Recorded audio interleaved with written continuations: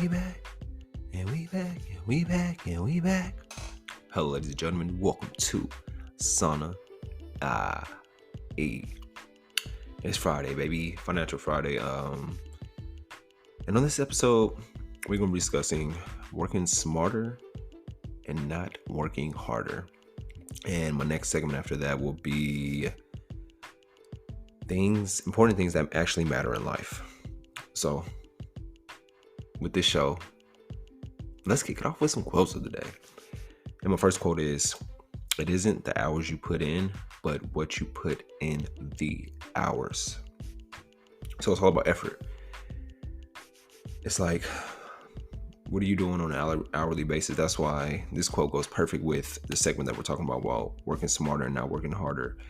And that's basically being like really utilizing each hour of the day and being productive. What can you do within your first hour of the day? Is it your morning routine? You got the morning routine down pat where you're going to the gym, you're meditating, you're praying, you're writing down your gratitude list, and then you're getting your day started. Or it could be like, what are you doing around your lunch hours? What is your lunch routine? Are you eating and being present while you're eating? Are you eating and scrolling social media and whatnot? So it's really talking about being present within the hours and putting effort in, and not looking at like, oh, what can I do within these 6 hours? Just taking 1 hour at a time and figuring out, okay, within this hour, how can I be productive? What can I do within this hour to be productive? And we're going to talk about more about that within the segment where you're like, okay, it's about working smarter, not working harder, and overexerting your energy throughout the day. By the time you get home, you'll be so exhausted that you're like, dang, all I want to do is eat and sleep. But today, I'm going to help you out with that, to where you're working smarter and not working as hard, and where you're exerting too much energy on things throughout the day. But once again, that quote is, "It isn't the hours you put in, but what you put in the hours." And my next quote is, "An obstacle is often a stepping stone." That's it. On our journey, there will be obstacles. There will always be obstacles, hurdles, setbacks, failures, and all that is just a stepping stone towards success. So if you're facing an obstacle right now and you're like, damn, well, I've been facing this obstacle for the past 2 to 3 weeks and I'm not getting past it, it's just a stepping stone. It's trying to grow you, really not trying to hold you back. So that obstacle, you can get past it, but it's like, what is it trying to teach you? What is this obstacle trying to teach you on your way to success? And we all have obstacles in our lives, hurdles that we're trying to get over and trying to get past. But it's really like having that faith and having that confidence, like, this obstacle's here for a reason. I'm going to embrace this obstacle, and I know I'm going to get past it, and I'm going to look back like I did that shit. And the obstacle soon will be a story that you have to tell to somebody who's going to be facing that same obstacle on their journey, and you're going to be able to help them out. Like, this is what I did to get through this hurdle, through this obstacle, and you can do it too. It's just trying to grow you. It's not trying to keep you down or not trying to hold you back. So whatever obstacle you're facing right now, just know it's a stepping stone, a part of your journey. And focus on the journey, focus on where you're headed. Don't let these obstacles get you back, get you deterred, get you discouraged on yourself. Just stay focused, stay driven, stay passionate, and just know, like, yo, it's the obstacle that I have to get through on my journey. With that being said, we're going to kick off the first segment with working smarter and not working harder. But first, let me give y'all a brief break, and we're going to hop right back into the show. Thank y'all for tuning in to Sauna.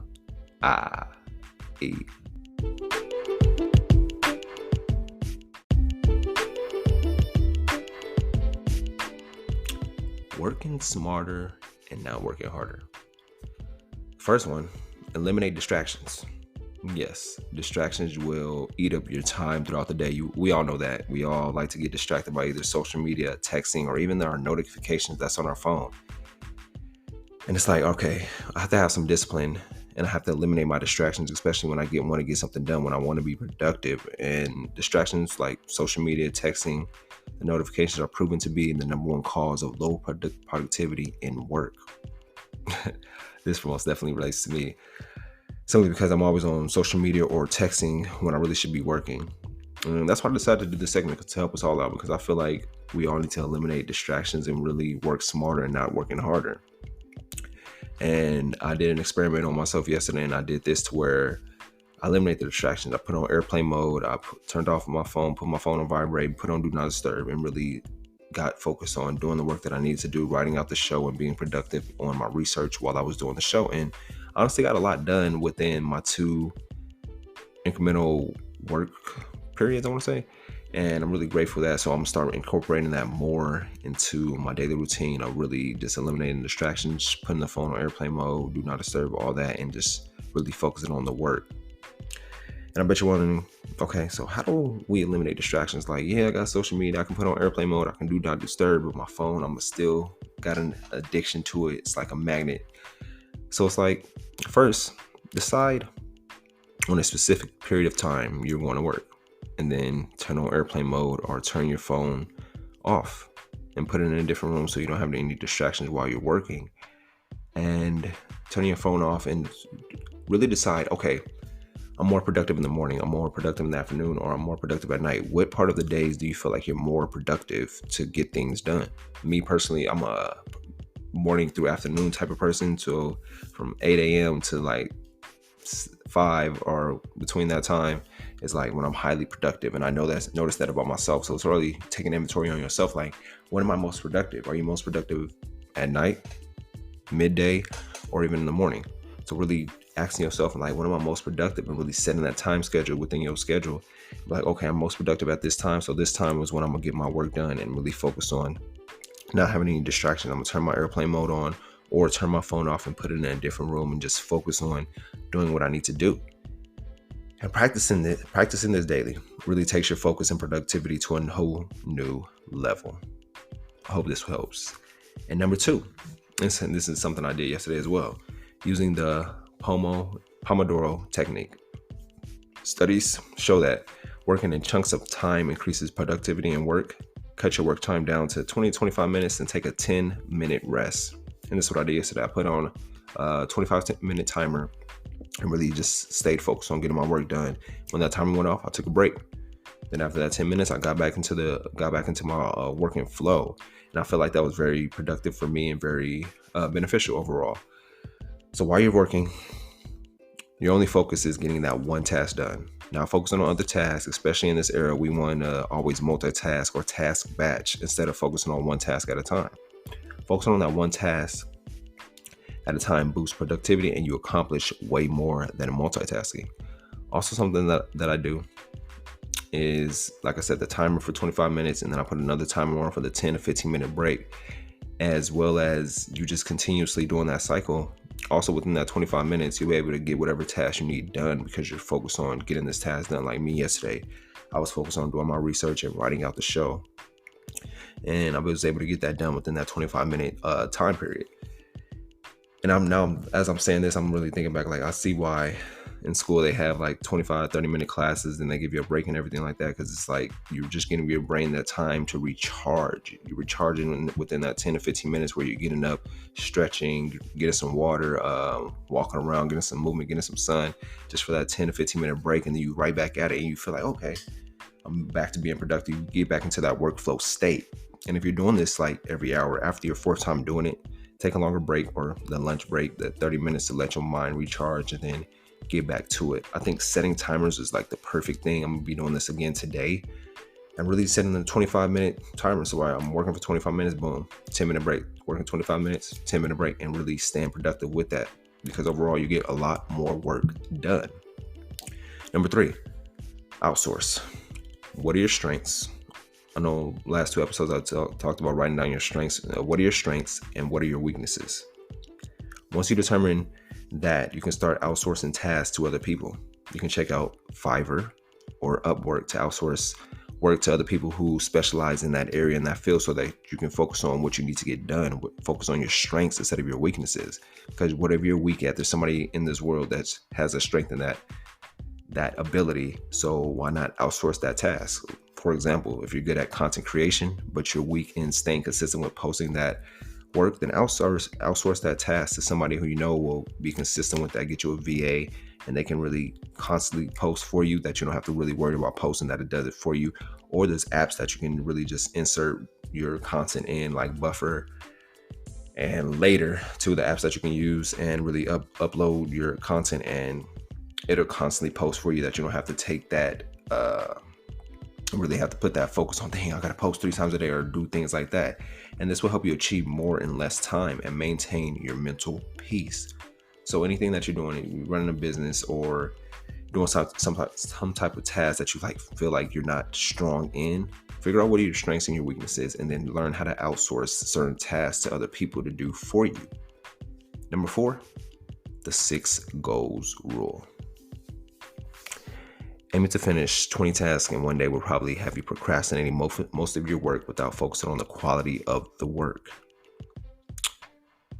It sounds like me. I'm always trying to do 20, 30, 40 tasks, but notice that by myself, I've been taking a lot of inventory lately where I'm like, okay, I got to cut down on trying to do 20 tasks a day and just cut it down to 5 to 10, or not even 5 to 10, but like 5 to 8 or even lower, just lowering that and really just focus on getting those tasks done on a daily basis. So I don't be procrastinating like, oh, I got to do this, because when we want to do 20 tasks a day, we overwhelm ourselves and we start procrastinating like, oh, I'll do it tomorrow, or I'll do it later, or you start telling yourself these things, but overall you eventually don't do it. So aiming for no more than 6 tasks a day. Every day you should have like, all right, these are my main 6 tasks that I want to do, and this is what I'm gonna stick to. Work until you finish these 6 goals or 6 tasks for a day, and then once you finish, then you be like, all right, you feel like relieving, you feel like you accomplished way more because you accomplished those 6 huge tasks that you had within that day. Tasks you don't finish, you can always roll over to the next day and add them to tomorrow's task list. This is one of the keys to working smarter and not harder. And if you consistently finish 4 to 5 tasks daily, just stick within that 5 tasks daily range, so you don't have to overwhelm yourself like, oh, I gotta do 6 tasks or 7 tasks. Whatever works for you, do that. But don't try to overwhelm yourself trying to do 20 tasks a day and then you feel all burnt out, or you've been procrastinating all day. You look back like, damn, I only got one of those things done. So really inventory yourself and see, what is your task limit for the day? And don't be like, oh man, I didn't get this done. Like I said, you can roll over that task the next day if you don't finish it. Number 5, plan ahead. Use this box formula. Create a box chart, 4x4. Write that box chart. In the first box, top left, you're going to have urgent or important tasks right there that you list down to do, that you have to do now. In the box to the right, you're going to put not urgent, but plan it accordingly that you'll eventually have to do. In the third box below that, you write down non-important tasks that you can delegate to somebody else, basically outsource that. And the fourth box is just box that you drop, like a drop box, that stuff like you can do but not necessarily need to do. So creating this box formula really helps you out to be, all right, what are my urgent tasks that I need to do? What are my not urgent but got a planned task that I have to do? What are not important tasks but I can delegate this to somebody else? And the fourth one, the drop box. So you really take an inventory like, okay, what are my urgent tasks that I have to do this week, or that I have to do do this week, go by week, or do what do you have to do today, and plan ahead. Where you planning the night before, like, all right, let me get my box chart out and see what I have to do tomorrow. What are my important tasks, least important tasks, and that. Or if you want to do it on a weekly basis. Also, if you don't have a calendar, get a desk calendar so you can have stuff written out, posted on the wall. I know we have a phone calendar, but we rarely look into our phone calendars unless an event pops up. So get a desk calendar that you can post on your wall, or wall calendar, whatever it is, and just write out your daily task for the day. That helps you out planning ahead and planning your week ahead. That's something I do on Sundays, where I have my self-care Sundays. I like to plan the week ahead and see what am I doing, getting my gym routine and workouts done, getting my shows that I have for the week, my content creation days. And that's what That's what I have as well, is naming out my days for what I have to do. Like, I have my content creation days, I have my promo days, I have my recording days, and just really delegating each day to what that day is meant for. So that hopefully that helps you out too. But I'm gonna give you a brief break and we're gonna hop into the next segment of important things that actually matter in life. Thank y'all for tuning in to Sana IE. Fivver. I bet you wonder, like, all right, what is Fivver? I heard you mention it in the podcast. What is Fivver? Fivver is an online marketplace for freelance services. Fivver serves to allow listing and applying for small off jobs or gigs online. Jobs now listed on the platform in diverse range, from a get well designed business card to helping out with the websites and everything. So anything of that nature, any type of task that you need done, you can really look on Fivver, and they will have different people within those categories on there for you that fit within your budget, as well as if you're a creator yourself, if you a web designer, content creator, or a VA, you can really apply on Fivver, and that can be like a side hustle for yourself. So check out Fivver. Let me know what you think. Let's get back to the show.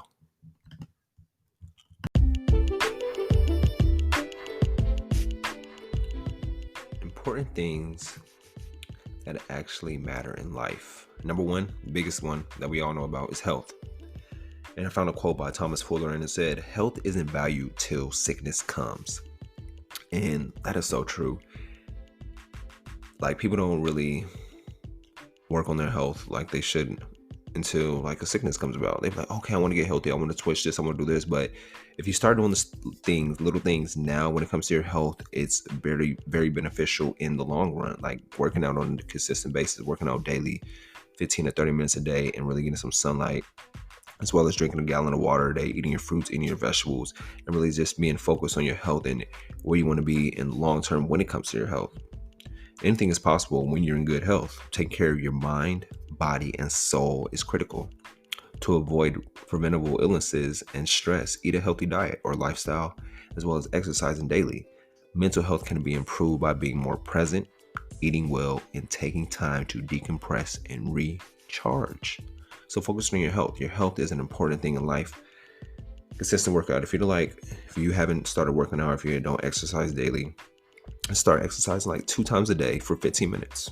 2 times a day, 15 minutes, whether it's walking outside, doing some jumping jacks, doing some push-ups, doing some sit-ups, doing anything, or even going to the gym, just working out 2 times a day for 15 minutes and really getting that acclimated within your daily routine, as well as eating a healthy diet or getting a healthy lifestyle. What works for you? What do you feel like, okay, I want to eat more fruits and more vegetables, but I still want to maintain my meat intake, where you're still eating red meat or you're eating chicken or fish or whatever it is, really maintaining and figuring out what diet works for you or what lifestyle works for you, because you can create your own lifestyle with things that you like to eat that are healthy. It's about doing the research and figuring out what will I stay consistent with when it comes to my diet / lifestyle, as well as your mental health is very, very key. That's why we started this, but can be improved by being more present in situations when it comes to eating, when it comes to exercising, when it comes to your daily tasks and doing things, as well as eating well and taking the time to decompress and recharge. We all should have one day out the week where we get away from electronics, get away from everything, and just focus on being ourselves, being within ourselves, and learning ourselves and giving ourselves that time to decompress and recharge and focus on either the week ahead or the day ahead or the next day. So take that time to really focus on creating a healthy diet / lifestyle, and taking the time to decompress and recharge and like get your mind back together. Meditating, you know, I always talk about meditating. Meditate for at least 5 to 10 minutes a day and really get focused on that. Number 2, purpose. If you have a strong purpose in life, you don't have to be pushed. Your passion will drive you there. That quote was by Roy T. Bennett.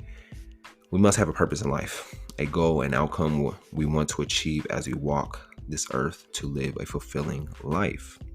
When you discover your purpose, you feel like you have truly begun to live. Have you ever, if you haven't felt that, where it's like, oh, this is my purpose in life. I feel like your purpose will always change. There will be a purpose when you're a kid. There'll be a purpose when you're an adolescent. There's a purpose when you're in college. There's a purpose when you're an adult. There's a purpose when you're a parent. So your purpose will always change, but you'll be feeling like you have a purpose in life that you start fulfilling that purpose and you really begin to live. You can call it your dreams, your aspirations for your career, your own definition of success. But if you truly want to make a difference in the world, you must start with yourself. What is your purpose? Why are you here? Figuring out your purpose, like I said, it can be a parent, it can be a teacher, it can be a professor, it can be a paramedic, a doctor, a lawyer, whatever your purpose is. You know it's your purpose because you love doing it regardless. You wouldn't mind. You would do it even if you want to get paid for it. You just feel like you're really fulfilling your life's purpose. Number 3, family and friendship. Family and friendship are 2 of the greatest facilitators of happiness. That quote was by John C. Maxwell. It's all too easy to forget how important family is to us. It's natural to be busy, but why not try to be busy with the people who matter most to us? Keep in mind that your family is priceless. You can't pick your family, but you can pick your friends and make them family.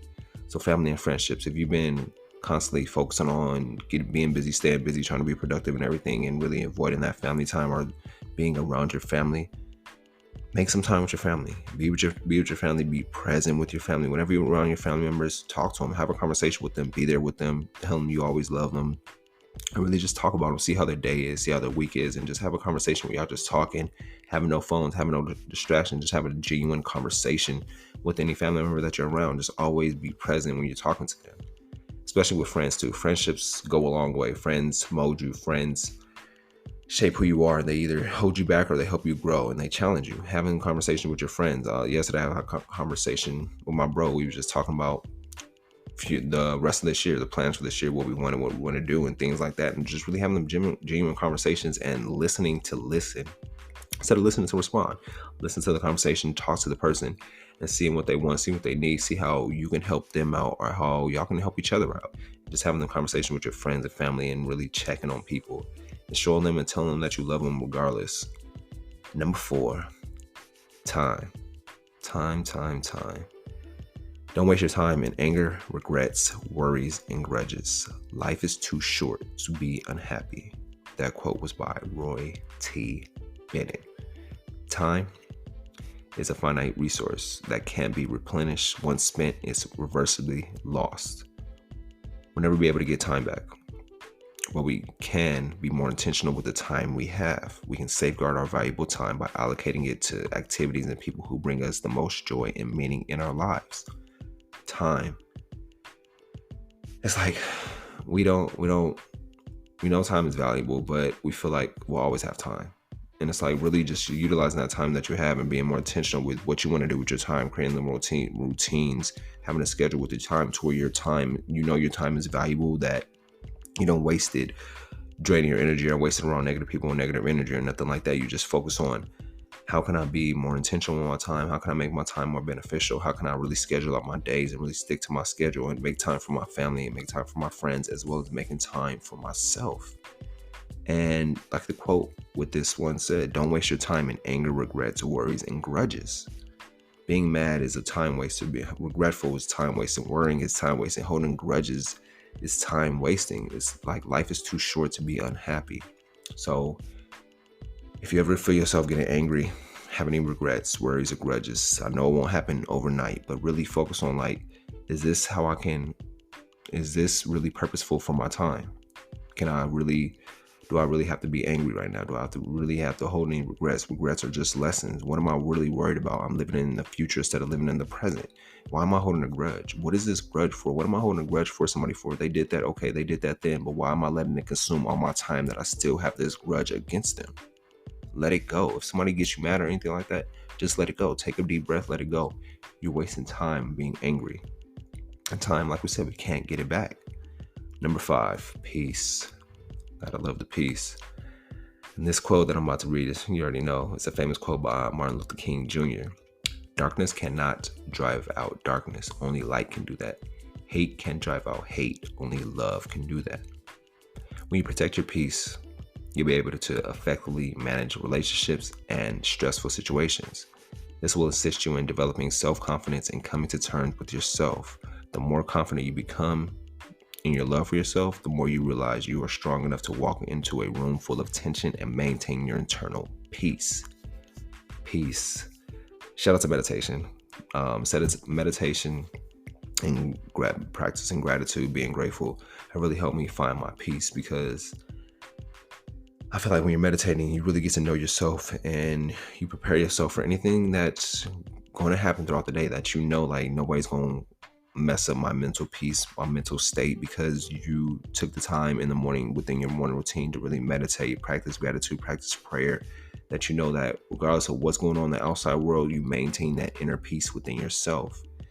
And when you protect your peace, like I said, you're able to manage relationships in stressful situations. When other people are stressed out around you, you're like, oh, I got this, because you know within yourself what you're capable of, and you got to know yourself on a deeper level as you begin meditating and doing the little things to maintain your peace and mental health. So Always protect your peace. If somebody's threatening your peace, bringing that negative energy, that aggressive energy, take a step back. You know yourself, and like, nah, this is disturbing my peace. I'm not about to tolerate this right now, and just walk away from that situation. So protecting your peace is always vital. Number 6, learning. Learning. The more that you read, the more things you will know. The more that you learn, the more places you'll go. Dr. Seuss. Life is a gift, and making the most of it is our responsibility. You may believe you're an expert in one field, only to be confronted with a challenge the next day that proves you wrong. You'll add great depth and meaning to your life if you discover and cultivate your talents through consistent learning. Reading, always on every day. Be an open sponge, be a student, always be willing to learn, and always tell yourself you don't know it all. You don't know it all. Whatever you've been like, oh, I've been doing this for 10 to 12 years, you don't know it all. So if you're always like, I don't know it all, you come into a situation like, I don't know it all, but I'm willing to learn. I'm a sponge, I'm a student. I'm always be a student to the game, student to life. So I'm always be a constant learner. And then coming with that mindset, like, I don't know it all, but I'm willing to learn it. And be willing to learn for anybody, especially when somebody's trying to teach you something. The biggest thing is just to listen. Listen to listen. Don't listen to respond or think of a response. Just listening and like, okay, take that in, because you never know what information, what knowledge, what gems they're going to be dropping on you when you're just listening to that conversation. So learning, always be constant learning, always rereading a book, always just looking on YouTube. Be a constant learner to the game, to life. Number 7, and the final one, LOVE. Love is that condition in which the happiness of another person is essential to your own. The most powerful force in the universe is love. We receive understanding, mercy, joy, and forgiveness through love. Even if you don't love your life, you can find meaning and purpose by loving things or people in your life. Love one another, love what we do, love the earth, love every moment we are given. Love. Everything starts with love. If you don't love your life, love the people that's in it, and figure out, why don't I love my life, or what am I doing what can I do to where my life is more meaningful, purposeful, where I love my life, love every day of my life. And it's really take that inventory, take that time with yourself, and figure out, if you don't love your life, why don't you do it? And really writing down, journaling, and really getting to know, like, okay, how can I be better, do better, or how can I make my life better and be more loving?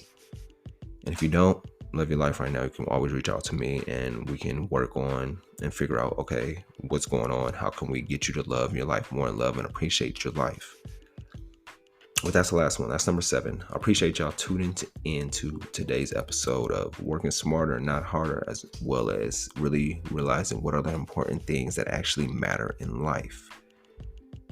But with that being said, I hope y'all have a great weekend. I know it's like a Memorial Day weekend. I know everybody's going to be out barbecuing, eat some barbecue for me. Also, check out the website, sanae.com. The link will be in the show notes. Leave a review, share the show. And check out the merch. The merch, we have a Memorial Day sale going on right now. Get 25% off using the code SANAE. And let me know what y'all think. Can't wait for y'all to really check out the latest merch. Appreciate y'all. Have a great weekend. Be safe. Take care of one another. Love one another. Cherish one another.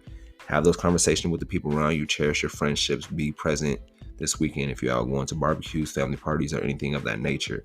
Being present, talking to people, getting to know people, and just really having a conversation with the ones that you love. With that being said, I'm gonna leave y'all with this. Personal growth isn't a matter of learning new information, but unlearning old limits. Have a great weekend.